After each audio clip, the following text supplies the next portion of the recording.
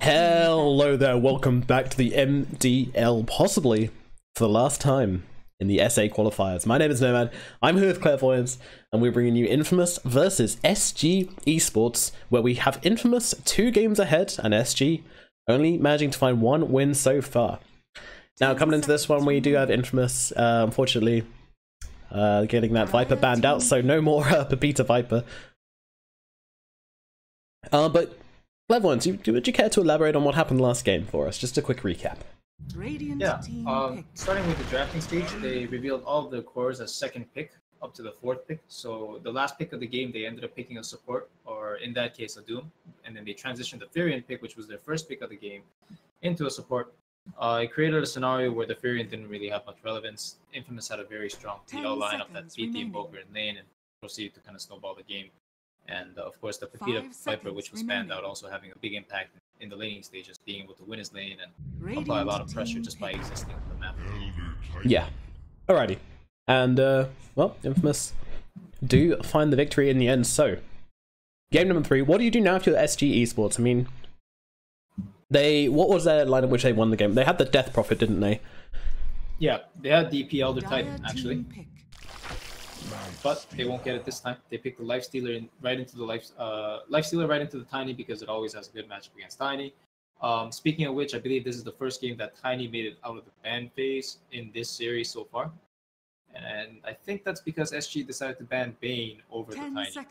Yeah, and Infamous decided to get rid of the Prophet. No, it was their first pick anyway, so they wanted that Tiny for themselves. But yeah, no Elder Titan Prophet combo coming out, which is possibly a good thing for Infamous, because they didn't really have to. Well, I mean, it all depends on the draft, I guess, but they certainly didn't deal with it well last time it was picked up early.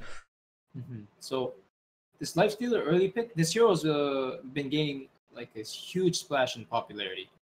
It's largely due to like the disruptor picks that happened in the first phase, and like the Chens and stuff. Like these heroes, they just don't scale against the Lifestealer very well. And right now, this hero goes Radiance, so it's like some of the traditional counters and like PL and stuff, which were illusion carries. They're not good against the Radiance Ancients either. And I mean, here comes the Naga, which is like a direct counter to the Lifestealer. You can net up the Lifestealer through Rage. You can sleep and isolate them. Yeah, yeah. I like Infamous's lineup so far. I think SG has really good heroes as well. Both heroes can play into a lot of heroes, but I like the Naga Tiny. Yeah, things are still nice and open for both teams. You know, there's no defined strategy, and keeping your draft versatile early on, that's really important as well. You know, if you show your hand too early on when you're drafting, it's gonna make this ban phase really important, because they can just get rid of those heroes you're probably looking to pick up. But if you keep things open-ended, don't show your strategy just yet, then it's very difficult for the enemy team to actually pull off some good bans versus you. So they'll likely just ban whatever's popular, whatever's meta, and whatever's goes well with the 2 heroes you've already picked or works well against yours. You know, but you can't really counter a strategy if there isn't one yet. Right, you gotta keep them guessing. It's the mind games of the draft. Very important.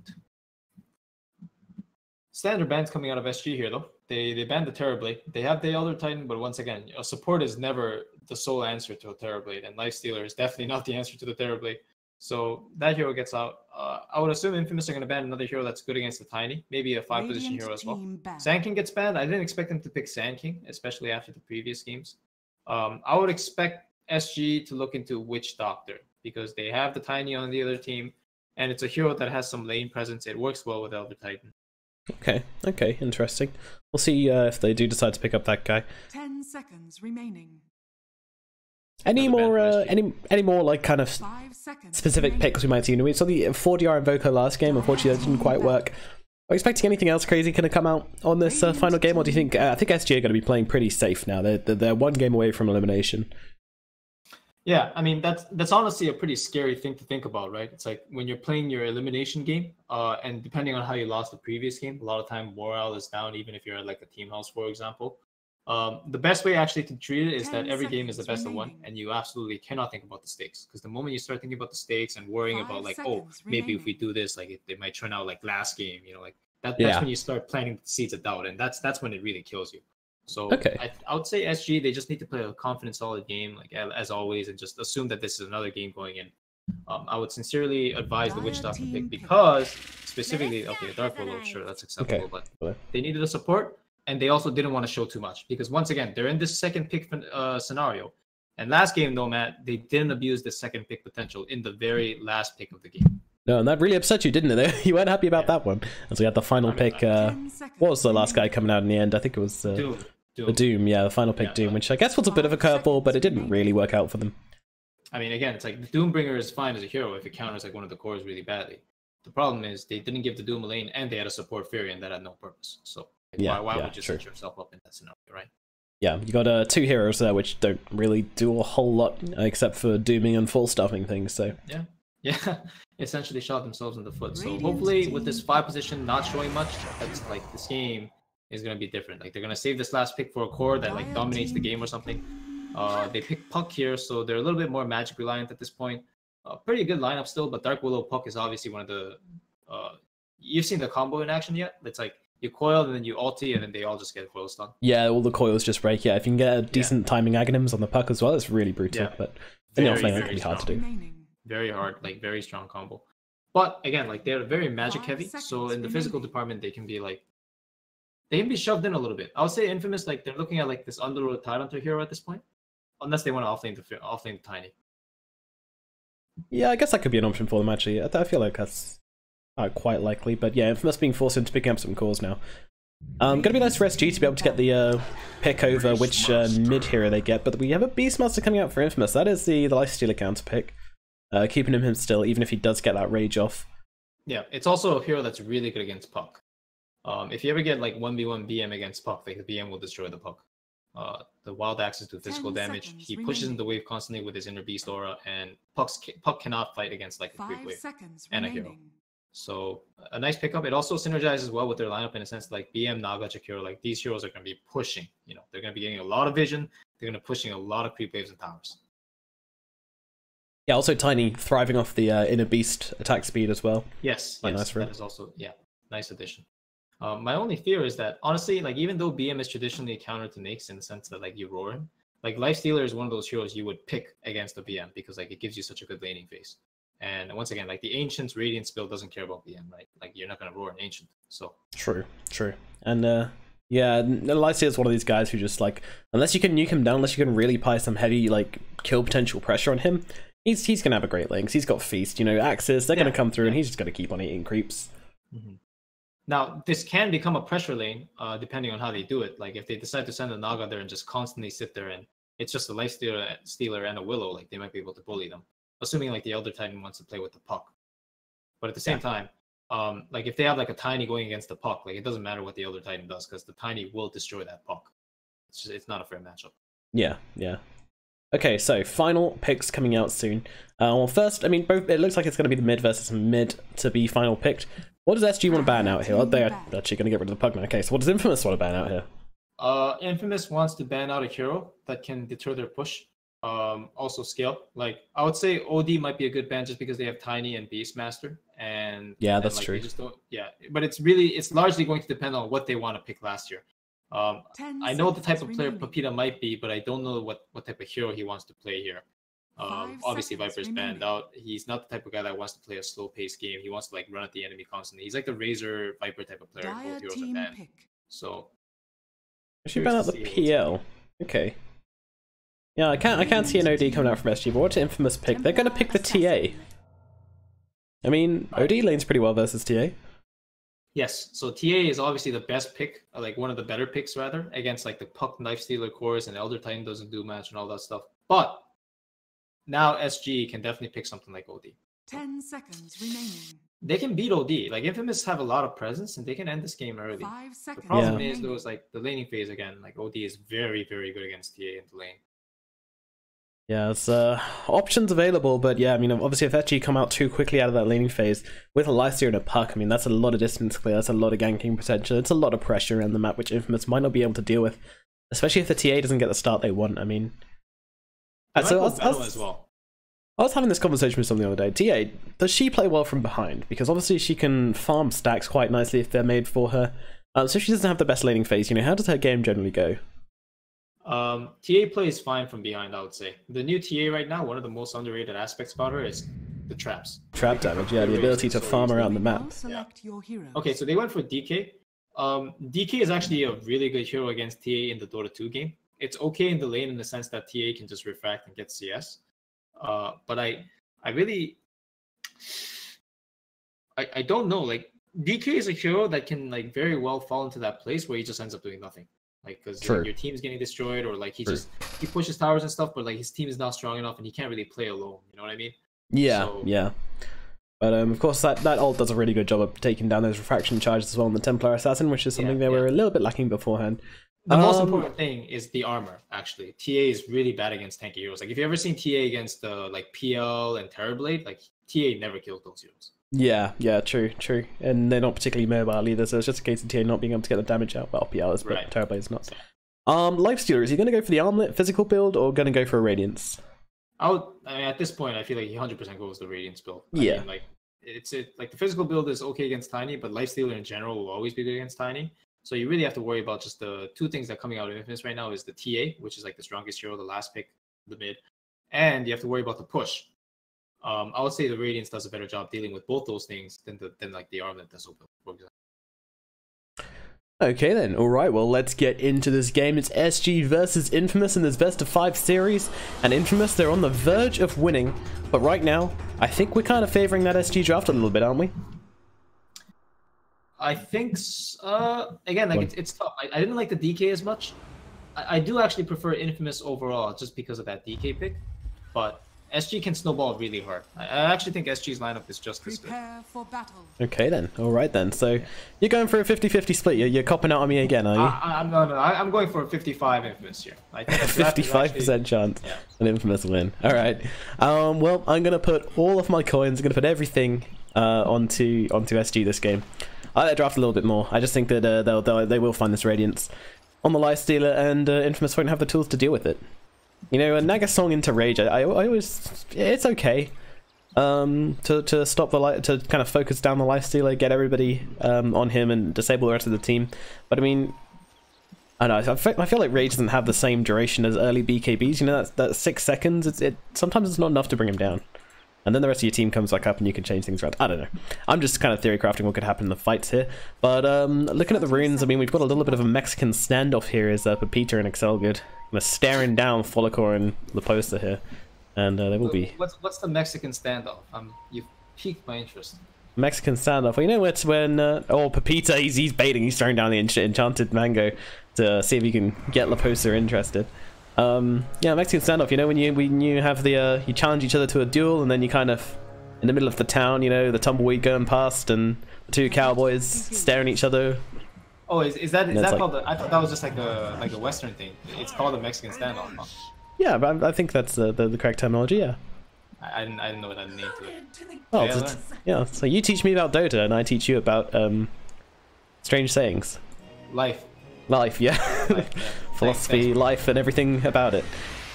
We do have a dual breath onto Follicor here, and they will save this. No, they will use the avalanche actually to try and get a kill, and Follicor won't be able to TP out of this one actually, but he'll just run away instead.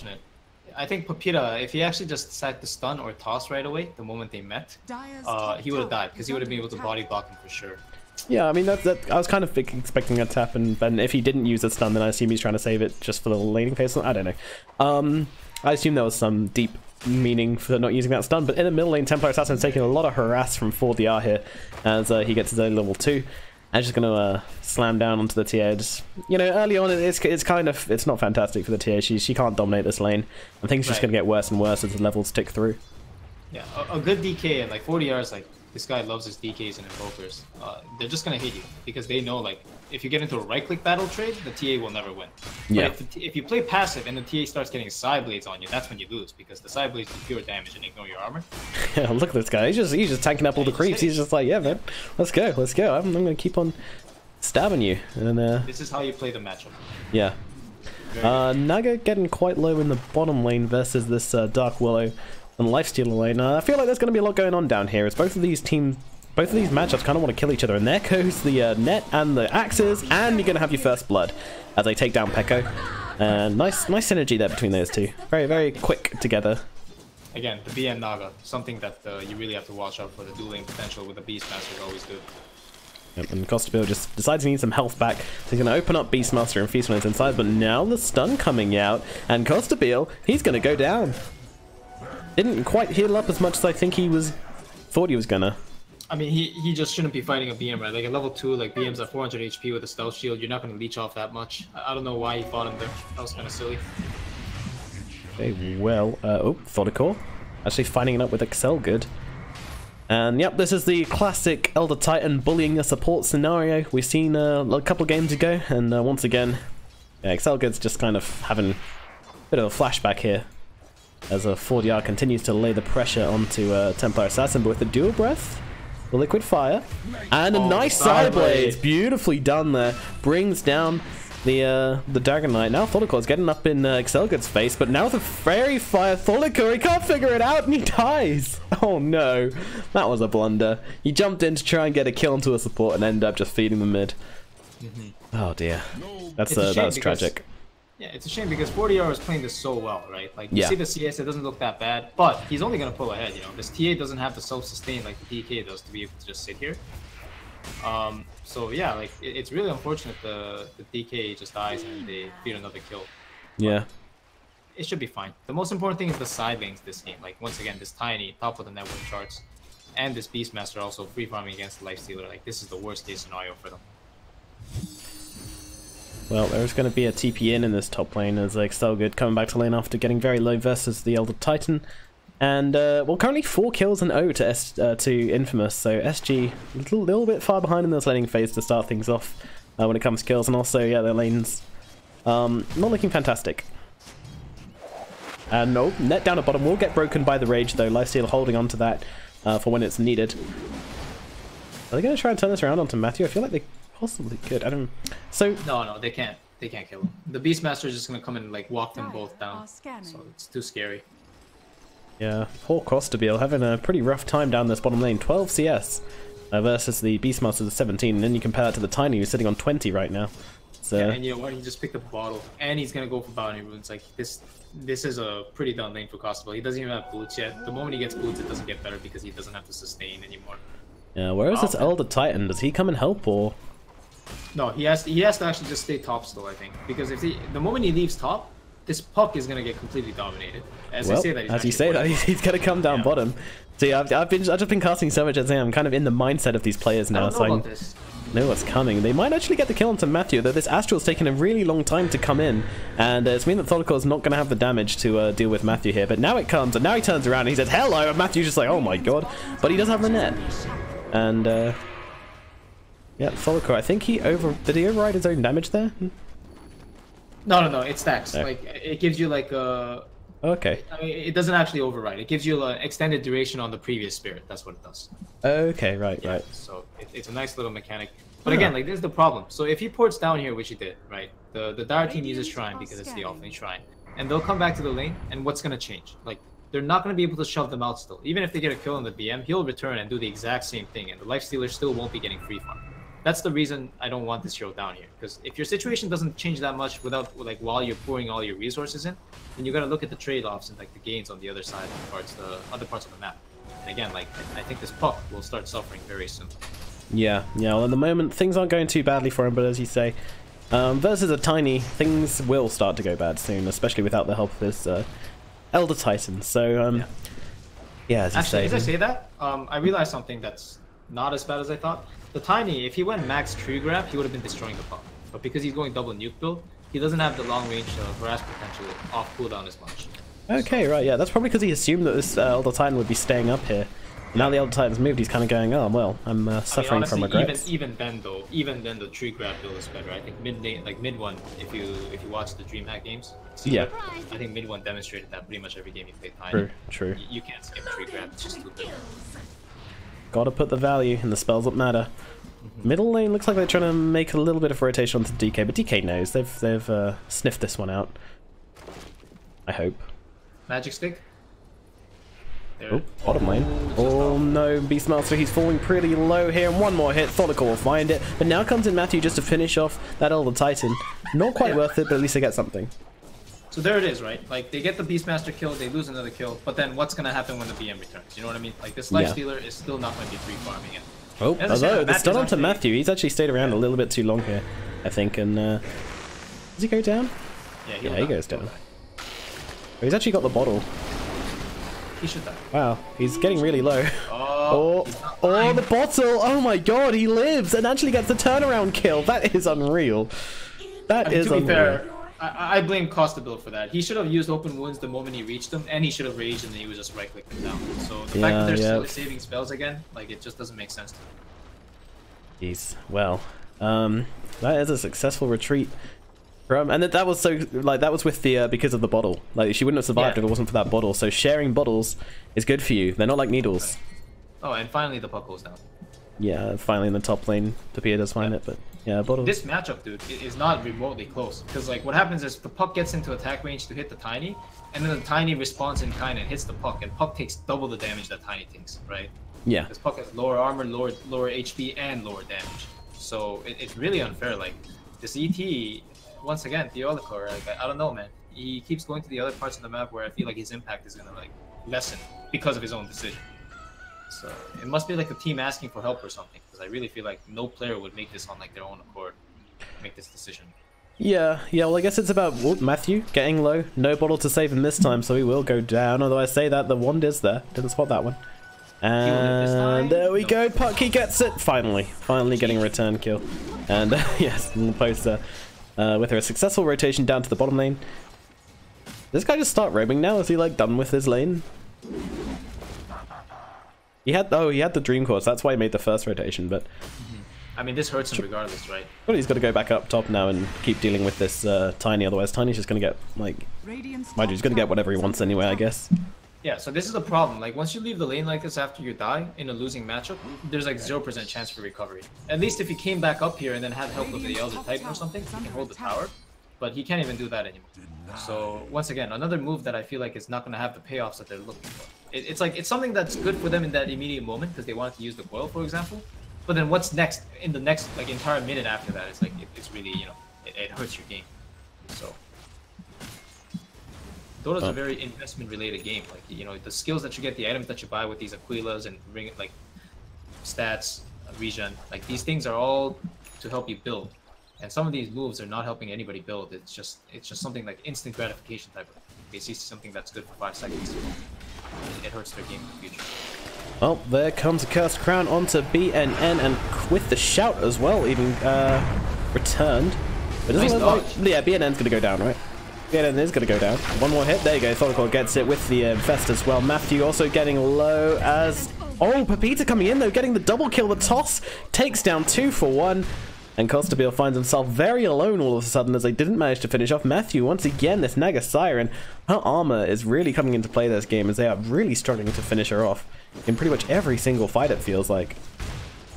She's got an urn, she's got a tome in the backpack, in the stash waiting for level 6. Very happy situation. TA's level 10.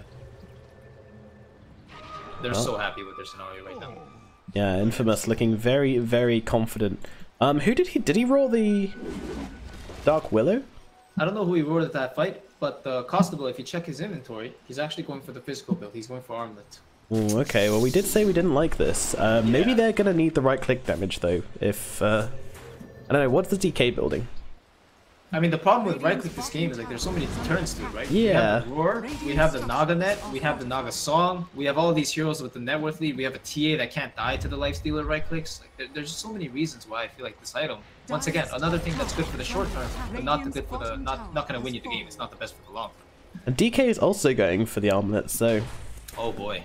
Yeah, they're going all in on this physical thing. They're saying, hey, how do we counter physical damage? We get more of it.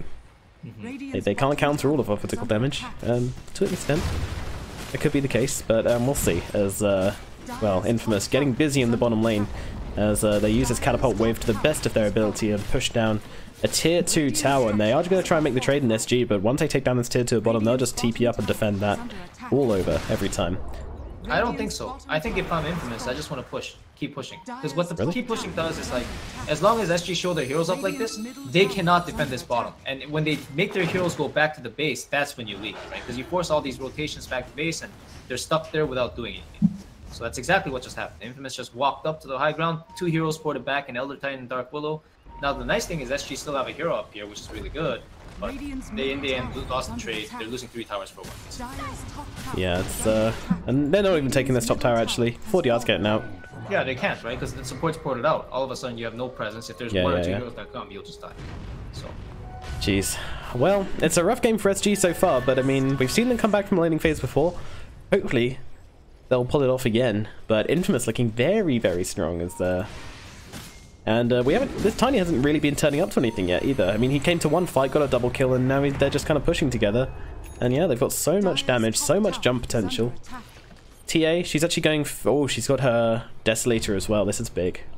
Wow. And they don't even need her blink. Yeah, of course they don't need the blink. They've got the Tiny, so might even be a case if they're going to play catch with the Templar Assassin. But meanwhile in the mid lane, Excelgood's sticking around a little bit too long to kill some creeps.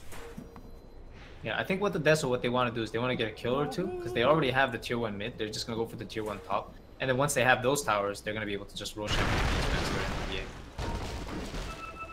This Beastmaster, he went mana boots. This guy loves his mana boots. Yeah, he's a big fan, big endorsement. He's being sponsored by the Mana Boots Corporation. Dude, I have never seen a Beastmaster go mana boots in my life. Like, wow. I mean, I don't know, man. Yeah, gotta throw out those axes, you know.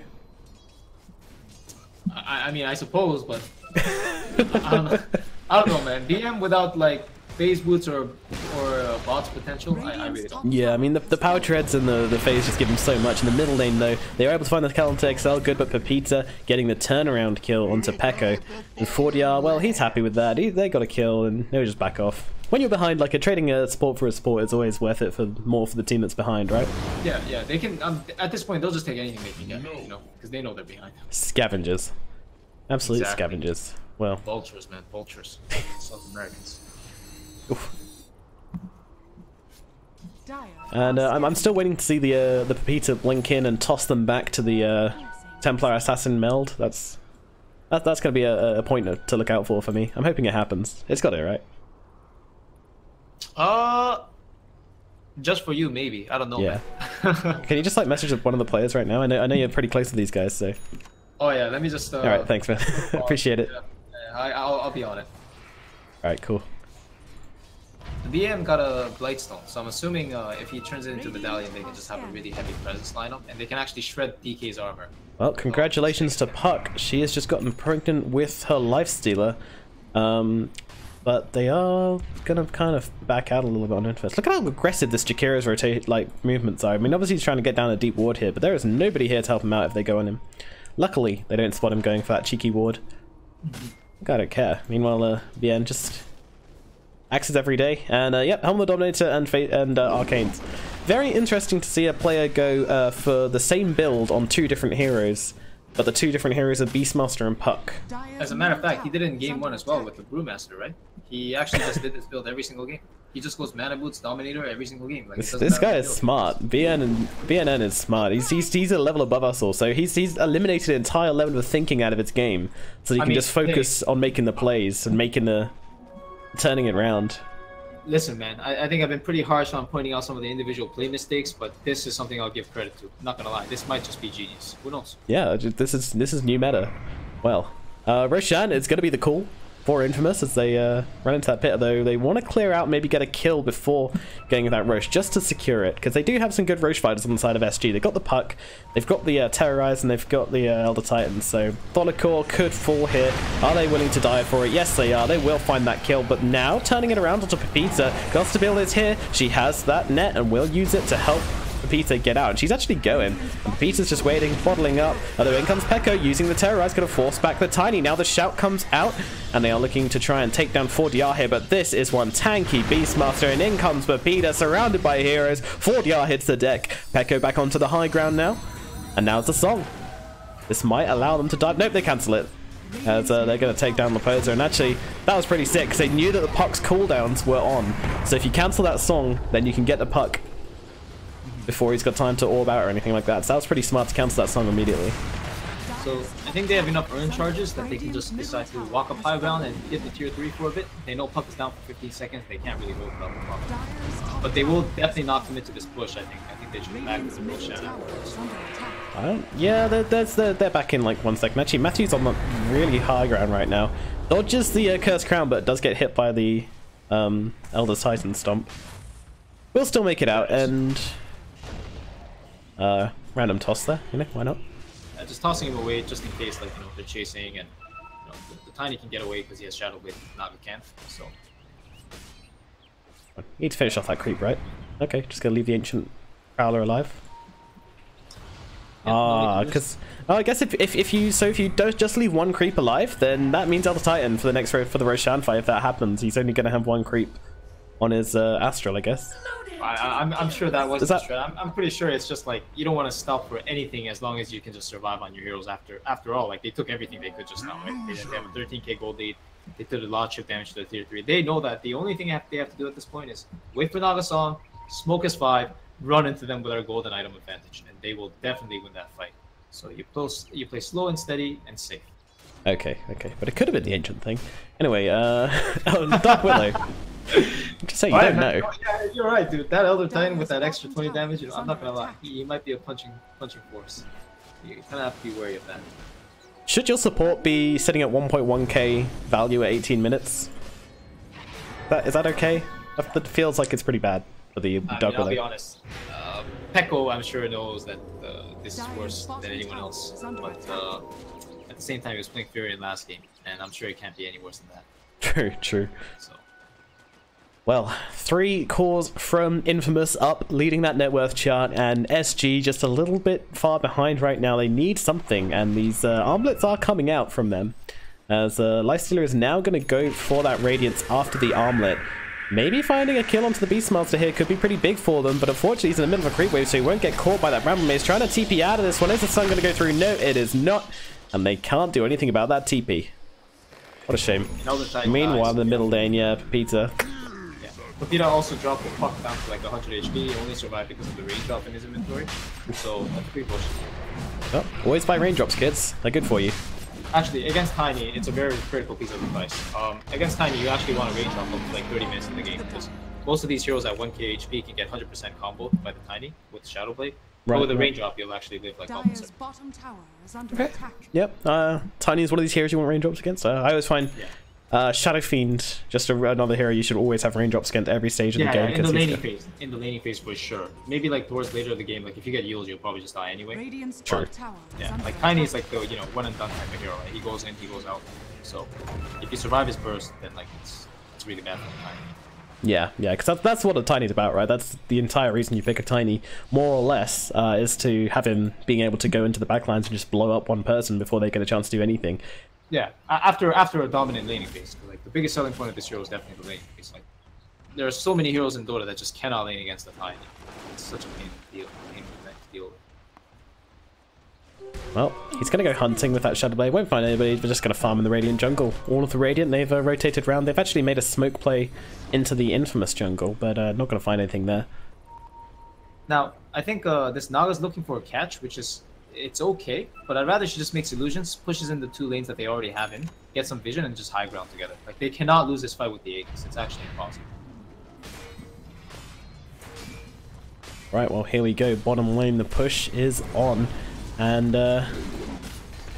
Dragon Knight gonna stay on the front lines, tries to go for the stun, doesn't quite land it. Now will get comboed up by the Tiny. The coil is out, Terrorize as well, gonna cause them both to break, and now the song, just to reset things, and all of a sudden Dragon Knight, and now the Ice Path as well on top of it. DK being taken down low, the Roar is out onto the Naga. Can they finish off this DK? Sorry, Roar's out onto the DK. Can they finish him off? Meanwhile, they do pop the Aegis inside the base. They do find the axes onto 4DR. Now Pepita. Man. Buyback from DK without ultimate, but this is looking like a pretty messy fight. It is, rather. People are all over the place, and no one's really dropping except for the Dragon Knight, and they're just going to maybe back out of this one. Going back in, I mean, the Aegis got popped, and now Templar Assassin, she's in a bit of trouble here. Now the damage coming out, they have the Bedlam tossing her back. Now the Silence, what a stomp from the Elder Titan. They do finish off the Templar Assassin, but jumping back in, they've caught them all inside that Ice Path. Matthew just trying to fight it up. Meanwhile, Excel Good will get caught out by that puck. Tholicore going down in return. Matthew now stunned up, all alone, will be killed as Leposa gets a double kill. And they're pinging out. They want BNN as well. They're not done. Coil available in 1 second. He can break this. He can break this. He will. And now comes the cavalry. DK and Costabile looking to fight it up. And pipe and just run right into the coil. He did not care. He won't survive there anyway. The TP got canceled. There was a Dragon Knight coming, so I mean, nice catches for SG, but unfortunately the lead is no smaller than it was before the push, and there are racks down as well. It's only a range rack. Still an entry into the high ground for the Dire team. The next fight, the TA will have PKB. The pipe is on again, and of course the Tiny just finished SNY, so that's that many more items that the Infamous are hitting a power spike with. Pepita is going to find 4DR here, and we'll need a little bit of help to bring him down, I think, as he does have that stun, but yeah, there you go. Making short work of the Dragon Knight, Matthew and Pepita there. Yep, and he has no buyback, so... Stun being thrown out onto the Templar Assassin, but I think the Dark Willow's in trouble. To blink forward to the double damage punch, my god! Crikey. There's Patty in a nutshell for you. Yeah, just one hitting your supports. Yeah, it's crazy strong hero. Very, very powerful. Oh man, and now Costabile and Thonical caught out of base, and the double damage rune on Pepita. How much value is this gonna get him? Need once more hit onto Thonical here. He's going. TA's gonna go. Well, TA's got it. Yep, there it is. And I gotta say, that was once again like a chain of deaths just coming down from the Dire Woods all the way through the shrine into the base. But now 4 dead, no buyback on DK because he bought back in the last fight, and that looks like the second set of Rexes. Sometimes you just get given a double damage rune. The Dodecos is just basically telling go my son, run at them, and Tiny did oblige and got rewarded greatly for that action. Still waiting for the toss into the TA though, haven't had that. Disappointingly, I mean he's got more than enough damage to kill people off on his own now, but...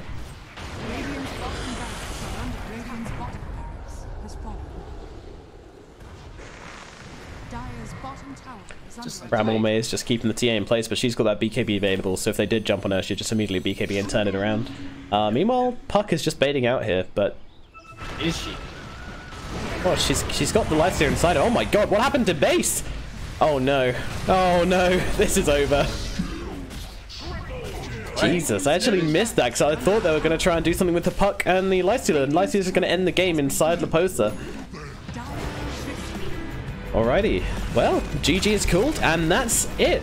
Infamous take it 3-1 over SG in this best of 5 finals. I mean, closing thoughts on that game?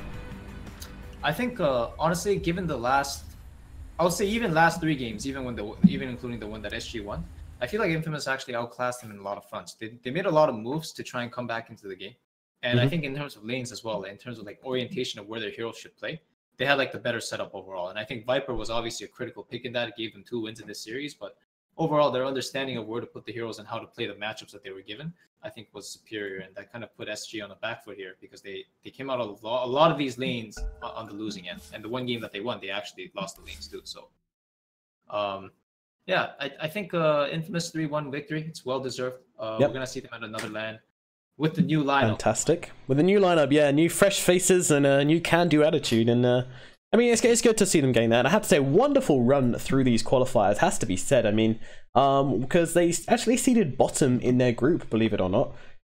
They had to fight all the way through the playoffs. So the way this worked, it was like a double, single elimination playoff stage. And depending on where you seed, depends on how many games you had to play. And because they seeded bottom on Infamous, they actually had to beat Lucini Gaming, then Mad Kings. Sorry, no, that's in the group stage. That's who they had to play in the Mad Kings in the group stage. In the playoffs, they had to beat Stars, then G Pride, then Mad Kings, and now SG. So that's a lot of games. That's more. Meanwhile, SG, they just had to play Lucini, and they got to the finals. So congratulations to Infamous, a very well-deserved entry to this LAN. They're going to be feeling pretty happy with themselves. But from us, it is goodbye. And oh, by the way, congratulations on getting your prediction right, doing your name proud there, Clairvoyance. Thank you very much. Oh yeah, you know they say you save the best for last, and that's the only one I needed anyway. I didn't care about the other games anyway. All right, yeah, no, who did? Yeah. All right. Once again, Nomad, it's a pleasure for me. Thanks for letting me cast today. Yeah, and thank you very much from the coach over at VGJ Storm as well. So that's go and give those guys some love next time you're say Clairvoyance sent you. And but from us, it's gonna be goodbye. And yeah, thank you very much for joining me. And we'll hopefully see you soon for some more games over at BTS. But bye.